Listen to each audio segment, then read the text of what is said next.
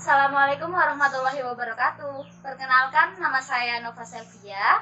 Saya dari Institut Agama Islam Negeri Salatiga, Prodi Psikologi Islam.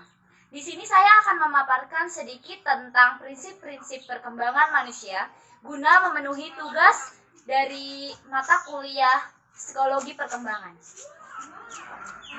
Prinsip-prinsip perkembangan manusia. Pengertian perkembangan berbeda dengan pertumbuhan. Meskipun keduanya berdiri sendiri, pertumbuhan berkaitan dengan perubahan kualitatif, yaitu peningkatan ukuran dan struktur. Misal, anak-anak yang dulunya tingginya hanya 45 cm, sekarang menjadi 60 cm. Itu bisa kita sebut sebagai pertumbuhan. Sedangkan perkembangan berkaitan dengan perubahan kualitatif dan juga kuantitatif yang merupakan deretan progresif dari perubahan yang teratur dan koheren. Progresif menandai bahwa perubahan yang terarah, membimbing mereka maju bukan mundur.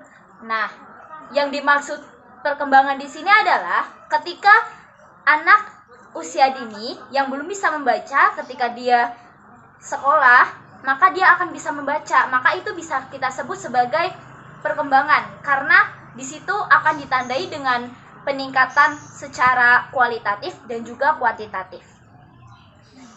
Pada pembahasan kali ini, saya akan menjelaskan prinsip perkembangan menurut Hurlock 1991.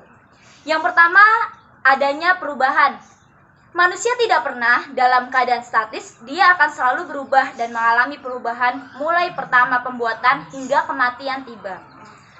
Selama proses perkembangan, seorang anak ada beberapa ciri perubahan yang mencolok. Yang pertama, perubahan ukuran.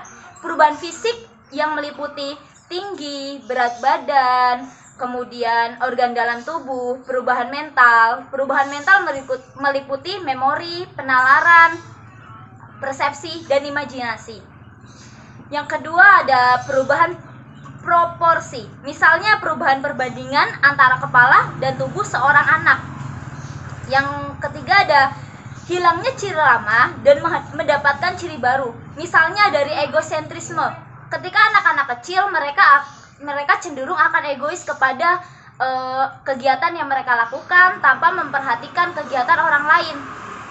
Sedangkan dalam tahap karena adanya perubahan ini, anak-anak akan berganti menjadi sikap proporsional, yaitu dapat memahami apa yang orang lain sedang lakukan. Yang kedua yaitu perkembangan awal lebih kritis daripada perkembangan selanjutnya. Anak menghasilkan masa kecil akan sangat berpengaruh kuat terhadap kemampuan bawaan mereka. Jadi dalam hal ini yang dimisalkan adalah ketika anak kecil mereka sudah diajari dengan bacaan-bacaan Al-Quran, maka ketika besar kegiatan tersebut akan susah untuk hilang dari kebiasaan anak tersebut. Dan sebaliknya, ketika anak kecil sudah dibiasakan makan tanpa berdoa, mengambil hak orang lain, maka sampai besar pun walaupun itu adalah kegiatan yang buruk, anak tersebut akan tetap melaksanakan kegiatan itu. 4 bukti yang membenarkan pendapat ini adalah: yang pertama, hasil belajar dan pengalaman merupakan hal yang dominan dalam perkembangan anak. Jadi ketika anak dulunya pernah makan panas, kemudian hari selanjutnya ketika dia akan makan, pasti dia akan sadar bahwa kemarin dia sudah makan dan kepanasan, maka dia akan meniup makanan tersebut. Yang kedua, dasar awal cepat menjadi pola kebiasaan. Hal ini tentunya akan berpengaruh sepanjang hidup dalam penyesuaian sosial dan pribadi anak. Sama yang seperti saya jelaskan tadi, yaitu apa-apa yang telah diajarkan oleh orang tua mereka cenderung akan menjadi hal yang dominan di kehidupannya mendatang. Yang ketiga, dasar awal sangat sulit berubah meskipun hal itu salah. Sama juga yang seperti yang saya jelaskan tadi. Jadi ketika anak tersebut sudah diajari kebiasaan, meskipun itu salah, itu akan sangat susah dihilangkan karena mereka sudah ditanamkan hal tersebut sedari mereka kecil. Maka dari itu, sebaiknya ketika kita mengasuh anak, kita harus tanamkan hal-hal yang baik dan menghilangkan hal-hal buruk sehingga anak tersebut nanti tumbuh dengan sikap-sikap yang positif dan terhindar dari kegiatan-kegiatan yang tidak disenangi oleh orang lain. Yang keempat, semakin dini sebuah perubahan dilakukan, maka semakin mudah bagi seorang anak untuk mengadakan perubahan darinya. Jadi, ketika orang tua salah mendidik anak ketika kecil, misal seperti tadi, sebelum makan anak tidak dididik untuk membaca doa terlebih dahulu, itu masih bisa dirubah. Hanya saja perubahannya harus sedini mungkin. Jangan sampai ketika anak sudah besar baru kita berusaha merubahnya, karena itu akan menjadi sifat yang melekat pada diri anak dan susah dihilangkan. Yang ketiga yaitu perkembangan merupakan hasil proses kematangan dan belajar.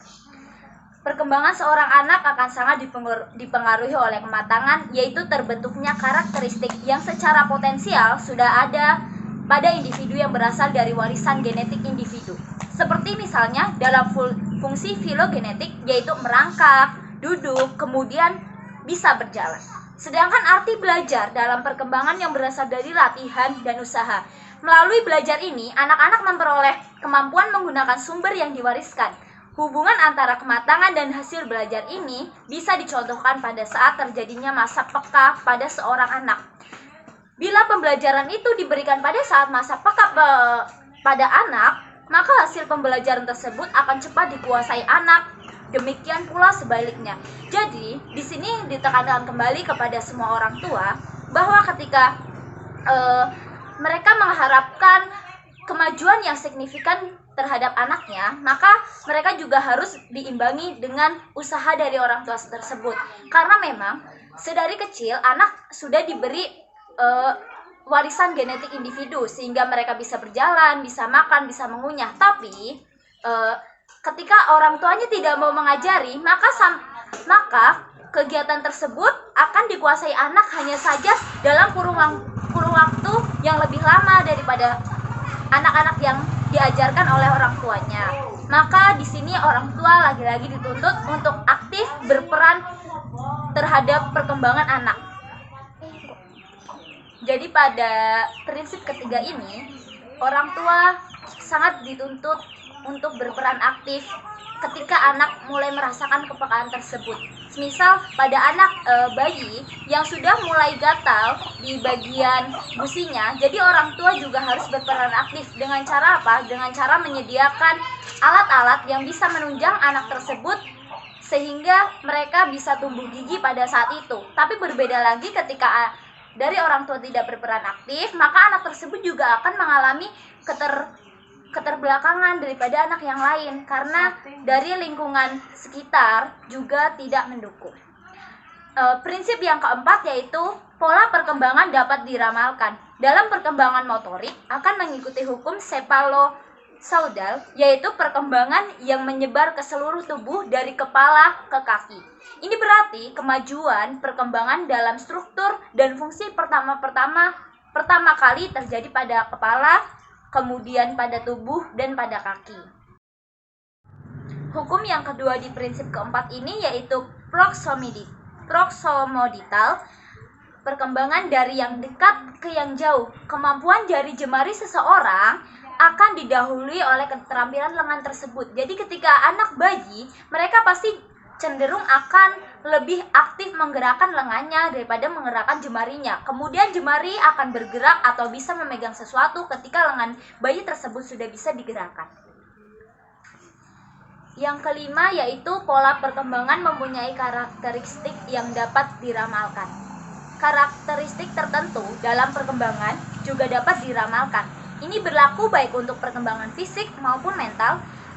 Semua anak mengikuti pola perkembangan yang sama dari satu tahap menuju tahap berikutnya. Bayi berdiri sebelum dapat berjalan, menggambar lingkaran sebelum bisa menggambar segi empat. Pola perkembangan ini tidak akan berubah sekalipun terjadi variasi individu dalam kecepatan perkembangan. Pada anak yang pandai dan tidak pandai akan mengikuti urutan perkembangan yang sama, hanya saja waktu yang digunakan terhadap anak tersebut itu berbeda. Misal anak yang cerdas, mereka cenderung akan lebih cepat untuk berkembang, sedangkan anak yang sedang-sedang saja, mereka akan lebih lambat, bahkan ada yang menyimpang perkembangannya. Perkembangan bergerak dari tanggapan yang umum menuju tanggapan-tanggapan yang lebih khusus. Misalnya, seorang bayi akan mengacak-ngacak mainan sebelum dia mampu melakukan permainan itu dengan jari-jarinya. Demikian juga dengan perkembangan emosi. Anak akan merespon ketakutan secara umum pada suatu hal yang baru, namun selanjutnya akan merespon ketakutan secara khusus pada hal yang baru tersebut. Jadi dalam hal ini, anak-anak perkembangannya dapat kita ramalkan. Hanya saja untuk waktu yang bisa dicapai oleh anak-anak tersebut tergantung dari kecerdasan anak-anak masing-masing. Jadi memang pada hal ini imajinasi kreatif yang menonjol di masa anak-anak dan akan mencapai puncaknya pada masa remaja. Berkesinambungannya memiliki arti bahwa setiap periode perkembangan akan berpengaruh terhadap perkembangan selanjutnya. Jadi semua anak, entah itu anak yang pintar, yang sedang-sedang saja, atau bahkan yang kurang, mereka akan tetap melakukan atau melewati tahapan-tahapan tersebut. Hanya saja waktunya yang berbeda antara satu anak dan anak yang lainnya dipengaruhi oleh kecenderungan tersebut. Kemudian yang keenam adalah terdapat perbedaan individu dalam perkembangannya. Walaupun pola perkembangan sama bagi semua anak, setiap anak akan mengikuti pola yang dapat diramalkan dengan cara dan kecepatannya sendiri. Beberapa anak berkembang dengan lancar, beberapa anak sedikit lambat, beberapa anak sangat cepat, dan beberapa anak yang lainnya justru melenceng. Faktor-faktor yang menyebabkan karena setiap orang memiliki unsur biologis dan genetik yang berbeda.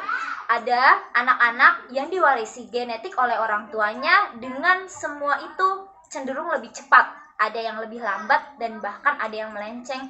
Bisa saja karena dulunya memang orang tuanya seperti itu, atau saat kehamilan orang tuanya mengalami beberapa fase yang berbeda dengan orang lain, atau gizi yang diterima anak tersebut cenderung lebih kurang daripada anak yang cerdas pada umumnya. Kemudian juga ada faktor lingkungan yang turut memberikan kontribusi terhadap perkembangan seorang anak. Misalnya, kecerdasan yang dipengaruhi oleh sejumlah faktor seperti kemampuan bawaan, suasana emosional, apakah seseorang anak didorong untuk melakukan kegiatan intelektual oleh orang tuanya, atau justru orang tuanya cenderung bodoh amat terhadap perkembangan anaknya. Jadi pada tahapan ini lagi-lagi orang tua dituntut untuk lebih aktif membimbing anaknya, sehingga pada perkembangan anak bisa mencapai yang seharusnya dia capai pada tahap tersebut tanpa mengalami keterlambatan atau bahkan hal yang melenceng seperti tidak bisa melakukan hal tersebut atau yang lainnya. Selain itu, meskipun kecepatan perkembangan anak berbeda, tapi pola perkembangan tersebut memiliki konsistensi perkembangan tertentu. Pada anak yang memiliki kecerdasan rata-rata akan cenderung memiliki kecerdasan rata-rata pula ketika menginjak tahapan selanjutnya. Tapi juga begitu kesebalikannya. Ketika anak tersebut mempunyai kecerdasan yang melebihi rata-rata, maka pada tahapan selanjutnya anak tersebut juga akan menggunakan kecerdasan di atas rata-rata tersebut. Demikian pula, pendidikan yang diberikan harus bersifat perseorangan.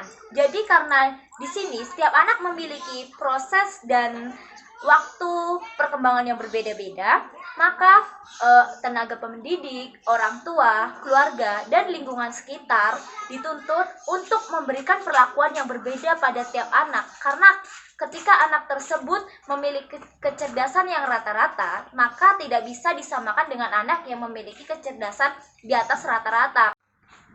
Karena jika orang tua tidak menyadari hal tersebut, maka semua orang tua akan menganggap bahwa anaknya sama dengan anak orang lain, yaitu ketika anaknya mengalami perkembangan yang kurang, orang tua tersebut akan terus memaksakan, sehingga nanti akan terjadi kesalahpahaman pada penangkapan si anak. Jadi si anak akan merasa tertekan, kemudian si anak justru akan merasa bahwa dia dibeda-bedakan dengan orang lain, dan di sini juga setiap anak tidak bisa dituntut dengan kemampuan yang sama di setiap bidangnya. Misal, anak yang pandai berhitung belum tentu mereka pandai mewarnai, dan begitu juga sebaliknya. Anak yang pintar olahraga tidak bisa kita paksakan untuk anak tersebut pintar dalam hal lain, karena setiap anak memiliki perkembangan waktu dan proses yang berbeda-beda.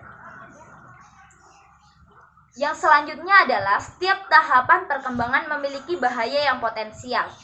Pola perkembangan tidak selamanya berjalan mulus. Pada setiap usia mengandung bahaya yang dapat mengganggu pola normal yang berlaku. Beberapa hal yang dapat menyebabkan antara lain dari lingkungan si anak itu sendiri. Bahaya ini dapat mengakibatkan terganggunya penyesuaian fisik, psikologi, dan sosial. Sehingga pola perkembangan anak tidak menarik tapi datar, artinya tidak ada peningkatan perkembangan, dan dapat dikatakan bahwa anak sedang mengalami gangguan penyesuaian yang buruk dan ketidakmatangan.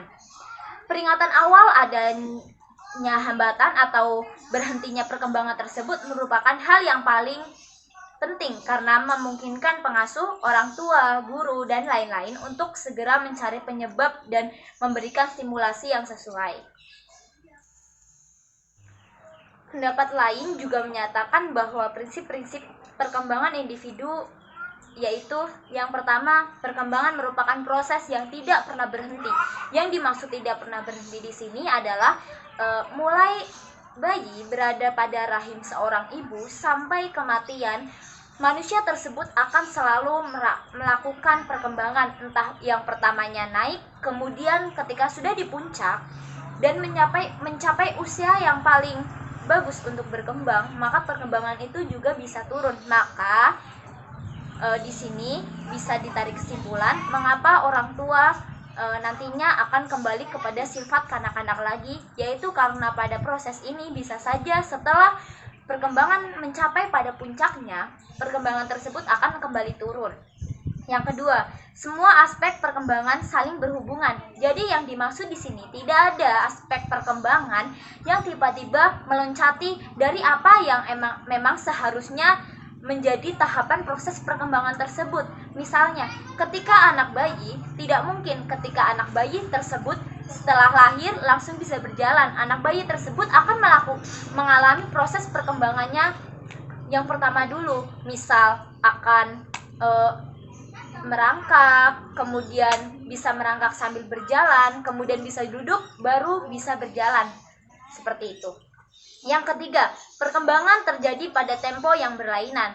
Seperti yang disebutkan di atas, perkembangan di sini memang tidak bisa disamakan antara satu anak dengan anak yang lainnya. Karena perkembangan seperti yang saya jelaskan tadi juga dipengaruhi oleh faktor lingkungan dan juga faktor gen bawaan dari orang tua. Jadi tidak semua anak pada usia 7 tahun mereka harus bisa menggambar, menulis. Ada juga anak yang pada usia tersebut belum bisa karena dorongan dari orang tua yang kurang dan faktor genetik yang tidak mendukung. Yang keempat, setiap fase perkembangan mempunyai ciri khas. Jadi yang dimaksud ciri khas di sini adalah setiap fasenya pasti punya ciri khas yang sama antara makhluk hidup satu dan yang lain, antara satu anak dan anak yang lain di sini akan mempunyai ciri khas masing-masing. Misal ada anak yang pada usia 4 tahun mereka baru bisa berjalan, tapi mereka bisa berbicara justru pada usia yang lebih muda dari anak-anak yang lain. Seperti itu. Yang kelima, setiap individu normal akan mengalami tahapan perkembangan. Jadi yang di sini setiap individu tidak akan tanpa terkecuali mereka pasti akan mengalami tahapan perkembangan. Entah itu yang berkulit hitam, berkulit putih, yang pintar, yang kurang pintar, dan lain sebagainya, pasti mereka akan mengalami tahapan perkembangan. Yang keenam, perkembangan mengikuti pola atau arah tertentu. Jadi yang dimaksud pola di sini yaitu adalah step by step dari perkembangan tersebut. Yang ketujuh, bagaimana pola atau arah perkembangan individu. dan pola perkembangan individu tersebut juga besar pengaruhnya dari lingkungan sekitar. Ketika lingkungan sekitar mendukung, maka pola dan arah perkembangan akan lebih teratur dan jelas. Yang ketiga yaitu perkembangan merupakan hasil proses kematangan dan belajar. Perkembangan seorang anak akan sangat dipengaruhi oleh kematangan, yaitu terbentuknya karakteristik yang secara potensial sudah ada pada individu yang berasal dari warisan genetik individu. Seperti misalnya dalam fungsi filogenetik, yaitu merangkak, duduk, kemudian bisa berjalan. Sedangkan arti belajar dalam perkembangan yang berasal dari latihan dan usaha. Melalui belajar ini, anak-anak memperoleh kemampuan menggunakan sumber yang diwariskan. Hubungan antara kematangan dan hasil belajar ini bisa dicontohkan pada saat terjadinya masa peka pada seorang anak. Bila pembelajaran itu diberikan pada saat masa peka pada anak, maka hasil pembelajaran tersebut akan cepat dikuasai anak. Demikian pula sebaliknya. Jadi, di sini ditekankan kembali kepada semua orang tua bahwa ketika mereka mengharapkan kemajuan yang signifikan terhadap anaknya, maka mereka juga harus diimbangi dengan usaha dari orang tua tersebut. Karena memang sedari kecil anak sudah diberi warisan genetik individu sehingga mereka bisa berjalan, bisa makan, bisa mengunyah. Tapi ketika orang tuanya tidak mau mengajari, maka kegiatan tersebut akan dikuasai anak hanya saja dalam kurun waktu yang lebih lama daripada anak-anak yang diajarkan oleh orang tuanya. Maka di sini orang tua lagi-lagi dituntut untuk aktif berperan terhadap perkembangan anak. Jadi di sini bisa ditarik kesimpulan bahwa prinsip-prinsip perkembangan berdasarkan beberapa tokoh-tokoh tersebut sebenarnya itu memiliki kesamaan pada beberapa hal. Yang jelas bahwa perkembangan pasti akan terjadi secara terus-menerus pada setiap individu, entah itu laki-laki ataupun perempuan, sudah tua ataupun bahkan masih kanak-kanak, mereka semua akan terus mengalami proses perkembangan. Dan karena perkembangan yang paling banyak terdapat pada usia anak masih kanak-kanak, maka orang tua di sini harus berperan aktif ikut menjadi pendorong dari eksternal anak tersebut. Misalkan anak tersebut memiliki faktor internal yang kurang, maka orang tua wajib memberikan faktor-faktor eksternal yang bisa mereka berikan secara maksimal. Misalkan dengan menanamkan motivasi yang tinggi, memberikan hadiah seperti tadi, atau memberikan penghargaan ketika anak tersebut sudah mencapai beberapa tahap yang orang tua tersebut inginkan. Jadi nantinya pada diri anak juga akan tertanam semangat bahwa ketika dia bisa melakukan sesuatu, maka dia akan mendapatkan imbalan yang setimpal. Dan di sini perlu digarisbawahi juga untuk semua orang tua bahwa jangan samakan perkembangan anak kita dengan anak orang lain, karena seperti yang saya jelaskan tadi bahwa setiap anak mempunyai tahap, waktu, dan proses perkembangan yang beda-beda, meskipun mereka tetap akan melakukan tahap-tahap yang sama seperti itu. Jadi di sini orang tua tidak perlu membanding-bandingkan anaknya dengan anak orang lain. Justru orang tualah yang harus terus mencari tahu sebenarnya pada bagian apa sih, pada hal apa sih anaknya tersebut bisa berkembang lebih baik daripada anak orang lain. Misalkan anak orang lain sangat pandai dalam matematika, jangan salahkan anak kita karena anak kita tidak pandai dalam matematika. Justru kita sebagai orang tua harusnya terus menggali potensi anak. Barangkali bukan dengan matematika anak tersebut, tapi justru pandai dalam bidang musik atau bidang olahraga atau bidang kesenian yang lainnya. Dan di sini juga orang tua dilarang bersikap keras terhadap anak. karena nanti yang anak dapat atau yang anak peroleh dari masa kecilnya akan sangat membekas ketika anak tersebut sudah dewasa. Jadi jangan salahkan anak ketika nantinya anak menjadi seseorang yang pemarah, yang egois dan tidak mau mengerti orang lain. Biasanya selain faktor genetik, anak juga sifat-sifat itu timbul karena faktor lingkungannya, juga karena faktor orang tua yang selalu memanjakan atau orang tua yang selalu bersikap keras kepada anaknya. Maka itu akan membekas dan membuat anak bisa saja trauma atau bahkan anak tersebut meneruskan sikap-sikap tersebut kepada orang lain. Dan karena saya bingung akan memasukkan konten apa di dalam video ini, saya juga membuat Q&A di Instagram saya. Di sini ada pertanyaan dari Hendros_33. Gizi seseorang apakah berperan aktif dalam pertumbuhan seseorang? Menurut hal yang saya pelajari selama mata kuliah berlangsung, gizi seseorang yang didapat ketika masa kecilnya itu turut berperan aktif terhadap pertumbuhan seseorang tersebut. Ya, seperti yang tadi saya jelaskan, anak-anak yang tidak mengkonsumsi air susu ibunya pasti akan berbeda dengan anak-anak yang mengkonsumsi air susu ibunya. Misal juga, anak-anak yang tidak suka makan sayur, nantinya pada pertumbuhannya juga akan berbeda dengan anak-anak yang suka makan sayur. Bisa saja anak-anak yang tidak suka makan sayur, seperti ponakan saya, itu jadi kurus, atau jadi pertumbuhan. Kalau dibahas mengenai pertumbuhan itu pasti sangat berpengaruh. Begitu juga berpengaruh di bidang perkembangan, karena otak anak kan juga butuh beberapa nutrisi, beberapa vitamin, sehingga dia berperan lebih aktif, berperan lebih baik juga ketika anak yang dari kecil sudah diberi makan seperti ikan, telur yang bergizi baik, pasti bisa saja itu akan mempengaruhi kecerdasan anak juga. Seperti itu kurang lebihnya. Kemudian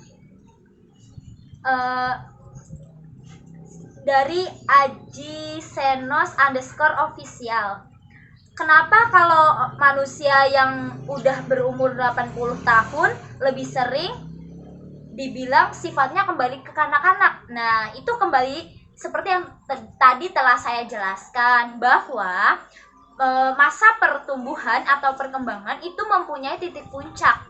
Dan ketika manusia sudah mengalami di titik puncak tersebut, bisa saja perkembangannya justru ada yang menurun. Jadi bisa saja ketika perkembangan ada satu hal yang naik dan juga ada satu hal yang turun. Ya, seperti yang dialami orang-orang tua. Biasanya penglihatannya akan menurun, kemampuan berjalannya akan menurun, pendengarannya akan menurun, dan sifat-sifatnya bisa saja juga kembali kepada anak-anak. Seperti itu kurang lebihnya. Kemudian dari Niki Singke, fase apa manusia merasakan paling bahagia? Di sini menurut saya tiap fase tadi kan sudah dijelaskan bahwa tiap fase itu mempunyai yang identik dari fase tersebut. Jadi menurut saya tiap fase mempunyai hal yang bisa membuat di fase tersebut orang merasakan bahagia.